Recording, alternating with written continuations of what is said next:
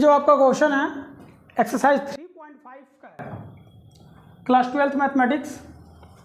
Question कह रहा है कि using elementary transformation find the inverse of the matrix.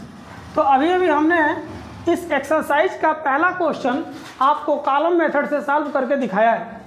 अब इस एक्सरसाइज का यानी एक्सरसाइज 3.4 का दूसरा क्वेश्चन हम रो मेथड से करके आपको दिखाएंगे। और याद रहे कि इस एक्सरसाइज का क्वेश्चन नंबर 1 से लेकर 14 तक, क्वेश्चन 1 से लेकर 14 तक यानी 1 से लेकर 14 तक के सारे प्रश्न जिस मेथड से बता रहे हैं ऐसे ही होंगे और सेम टू सेम कॉपीराइट कर दीजिए आप लोग। यानी क्वेश्चन नंबर 1 को हम कॉलम विधि से बताए हैं और क्वेश्चन नंबर 2 को हम रो मेथड से आपको बताएंगे और बाकी के सारे प्रश्न आप लोग इनमें से किसी भी एक मेथड से सॉल्व कर लेंगे। ओके, सारे प्रश्न को। अगर आपको क्वेश्चन नंबर 1 और 2 तो हम बताते हैं, लेकिन 3 से लेके और 14 तक के बीच में किसी भी प्रश्न में कोई डाउट आता है तो आप लोग कमेंट में ज़रूर लिख के भेजें कि क्या उसमें प्रॉब्लम आ रही है। ओके, तो आइए हम फिर आपको रो मेथड से क्वेश्चन को सॉल्व करके बताते हैं। ये आपका क्वेश्चन है, क्वेश्चन नंबर 2। ये आपका R1 है और ये R2 है। लेट इनवर्स फाइंड करना है। मान लीजिए कि A = 2 1 1 1। एलिमेंट्री ट्रांसफॉर्मेशन मेथड के अनुसार A = IA। A का वैल्यू यहाँ रखिए 2 1 1 1 और ये होगा आपका 1 0 0 1 एंड A। रो मेथड में ये आपका हो गया R1 और ये आपका हो गया R2।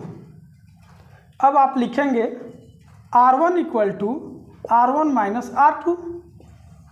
तो 2 में से 1 माइनस किए और इसमें से ये 0, ये होगा 1 और 1। सेम यही रूल यहाँ अप्लाई करेंगे। इसमें से इसको माइनस करेंगे 1 और ये -1 0 1। ओके, आगे आप देख सकते हैं, दिख रहा है आप लोग को, तो ध्यान दीजिएगा आपको। अब हम यहाँ पे R2 के लिए लिख सकते हैं R2 - R1। तो ये आपका होगा R2 - R1 में 1 0 1 0 और इसमें से R2 में से R1 माइनस कर देंगे 0 और इसमें से इसको माइनस करेंगे 1 और आपका यहाँ फाइंड होगा हमको। ध्यान दीजिएगा, इसमें से इसको माइनस करेंगे। पहले तो ये नोट कर लेंगे 1 -1 और ये होगा आपका 0 में से 1 माइनस करेंगे तो -1, फिर 1 में से -1 माइनस करेंगे तो ये 2 हो जाएगा A। अब इस प्रकार आपका A इनवर्स का वैल्यू फाइंड हो गया। ध्यान दीजिएगा, A इनवर्स की वैल्यू आपकी होगी 1 -1 -1 2। तो आपको देखने को मिल रहा है ये हम एक्सरसाइज 3.4 का दूसरा क्वेश्चन रो मेथड से किए हैं और आपके सामने आंसर है। ध्यान दीजिए। ओके, अब आप लोग इन सारे प्रश्नों को यानी 3rd से लेकर 40 तक के प्रश्नों को रो या कॉलम किसी एक मेथड से सॉल्व कर लीजिए और कोई भी डाउट आता है तो उसे कमेंट करके बताइए कि क्या प्रॉब्लम्स है। ओके, नोट करिए।